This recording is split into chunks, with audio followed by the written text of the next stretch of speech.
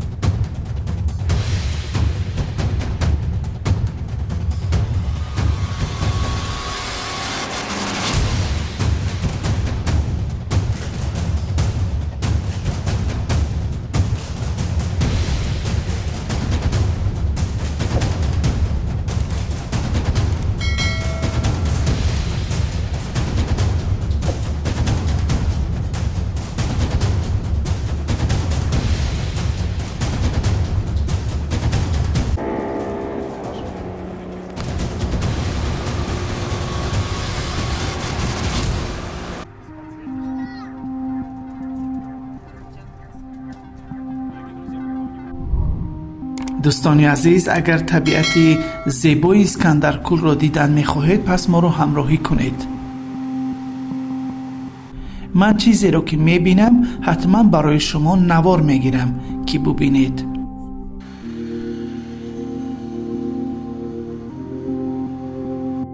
اسکندرکول از شهر دوشنبه در مسافه 120 کیلومتر، از شهر خوجند در مسافه 240 کیلومتر و از شاهراه دوشنبه خوجند باشد در مسافه 22 کیلومتر جایگیر شده است.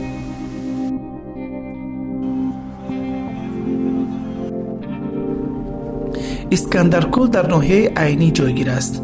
ما از مرکز ناحیه می‌گذریم.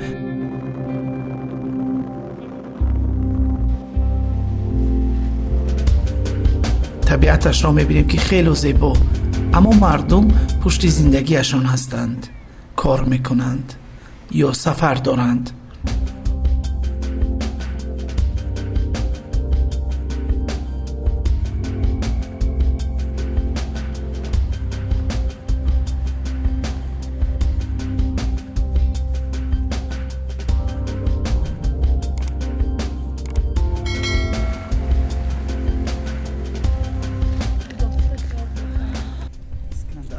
در ناحیه عینی و خیلی کلی زیبا و شما البته درباره این شنیدید. ما هم به تماشای اینجا اومدیم و چیزی که میبینیم البته برای شما عزیزان با چشم دوربین یا که کامراهای خودمون برای شما و بیایید همراه ما باشید. میرویم به شرشره خیلی آوازه‌دار که در اون طرف جایگیر شده است و گروه کاری ما هم گروه توریستی هم که من همراهشون هستم، عبارت از شهروندان روسیه و ساکنان شهر دوشنبه، همراه شرکت توریستی گو تراول اینجا آمادگی هستیم. میرویم میبینیم که چی جای خوب و دیدنی هست.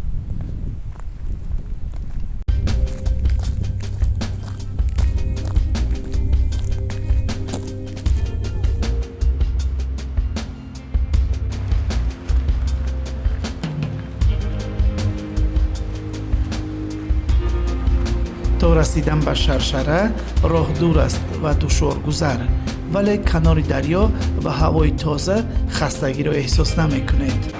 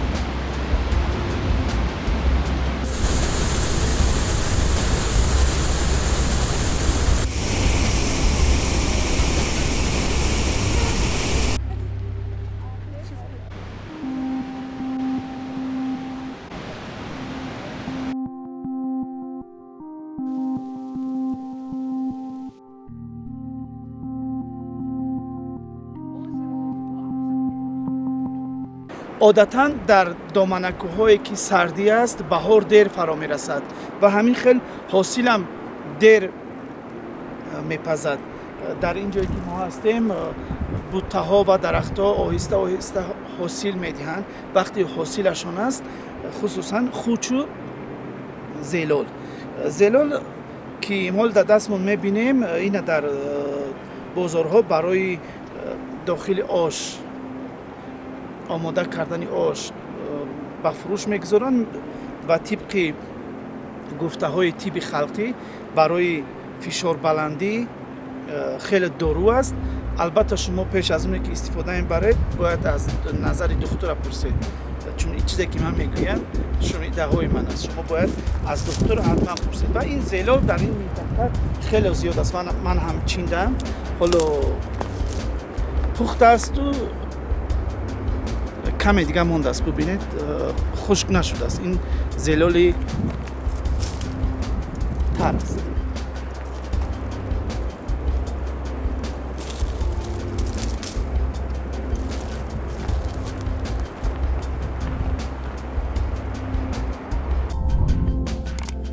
حالا می رویم به کولی ماران که در کنار اسکندر کول جایگیر شده است.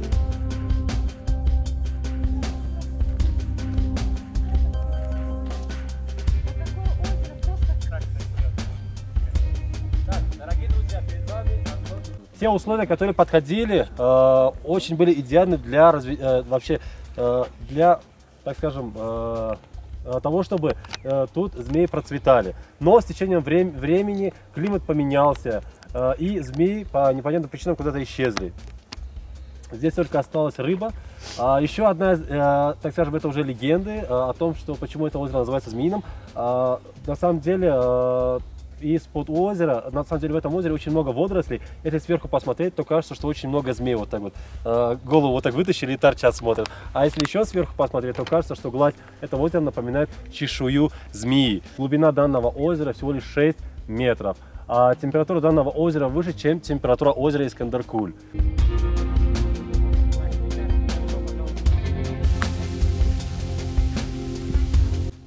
بعدی گشت و گذار و تماشا که خیلی خسته هم شدیم، چون راه های سنگی هستند و راه های پست و بلندی هست که حرکت کردن دشوار است. پای آدم می لغزاند و برای رفتن به ودپد باید احتیاط کنید. دوستان عزیز، در حالی که در ختلان و بدخشان و درواز زردالو تمام می شود، در منطقه اسکندرکول ناحیه عینی میتوان زردالو را از شاخ درخت یا گستک زردالو چینده بخوری. حالا میبینیم که چی مزه دارد.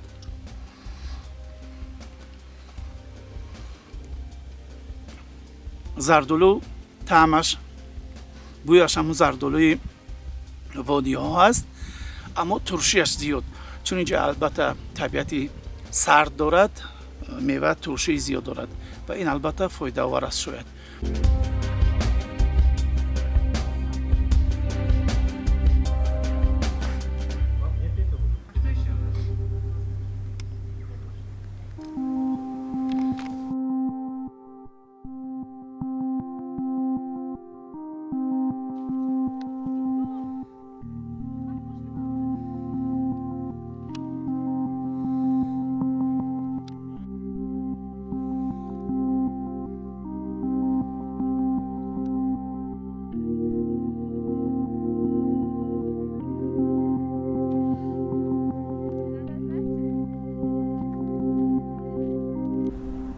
این هم اسکندرکول است، کولی که برای دیدنش آمدیم.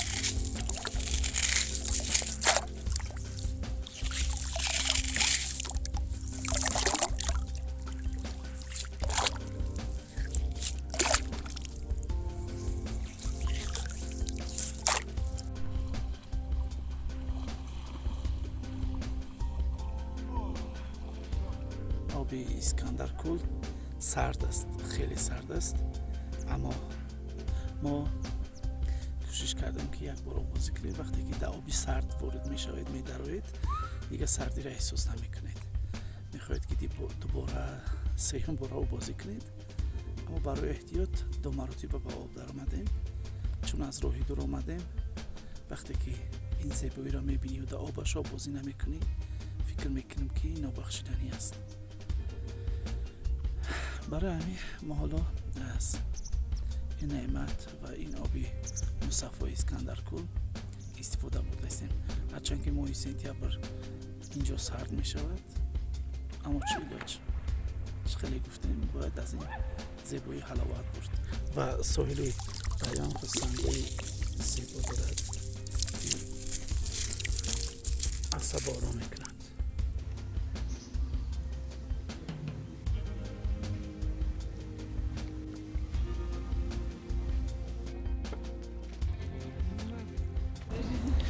ман дар кӯдакиам картошкаро дар таги алов мепухтам, вале инҷо боз такрор кардаем.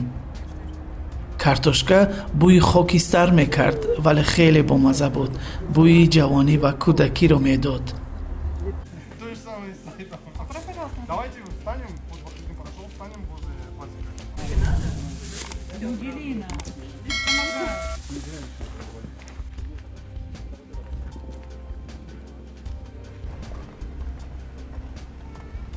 Это пещера Александра Македонского, или же, как еще называют, пещера Буцефала. Ну что же, какие легенды ходят вокруг этой пещеры?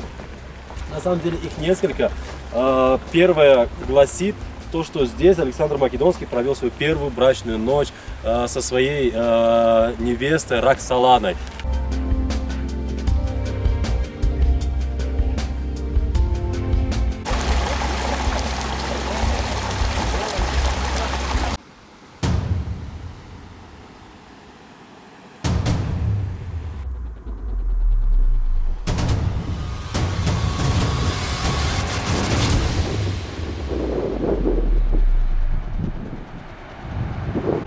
ҳафткӯҳ дар кӯҳистони Фон, қаторкӯҳҳои Зарафшон воқеъ аст.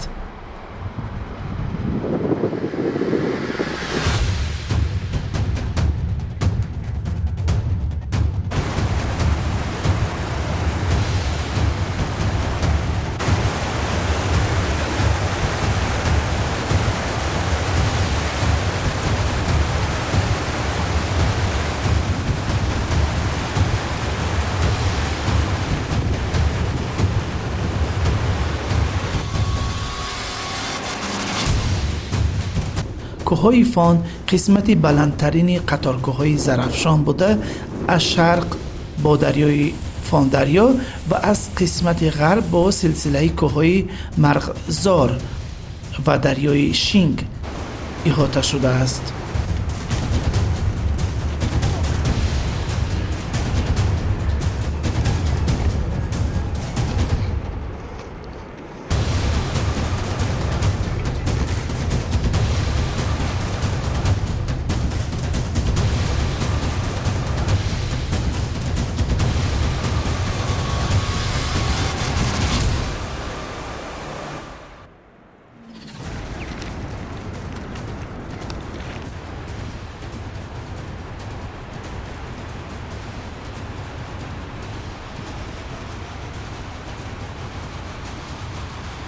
در کوههای فان بیش از 30 کلهای آبی شفاف و سرد موجود است که از قلعه‌های بلندپوش کوهی سرچشمه می‌گیرند.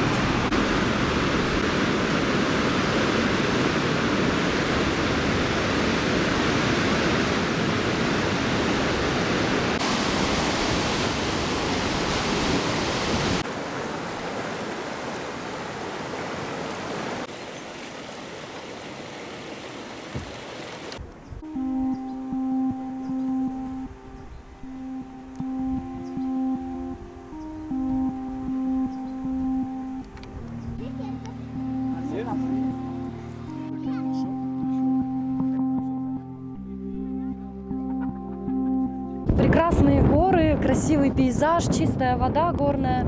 Здорово жить, бы здесь остались. Мы отлично проводим время с нашей фирмой, гуляем по горам, ездим по разным красивым местам. Фанские горы у нас в данный момент.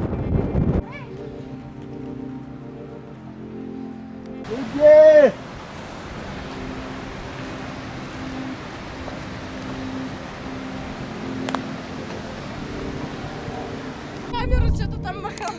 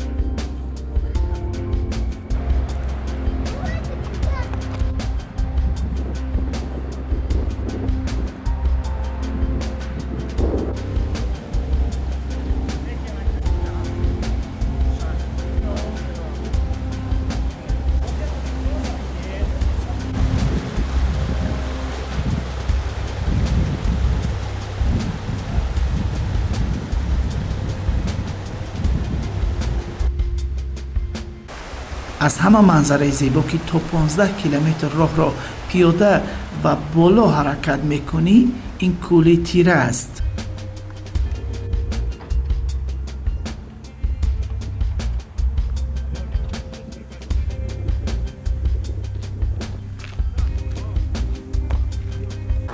از 15 نفر که همراه ما بودند تنها 3 نفر به اینجا رسیدیم، در بلندی 6000 متر از سطح بحر.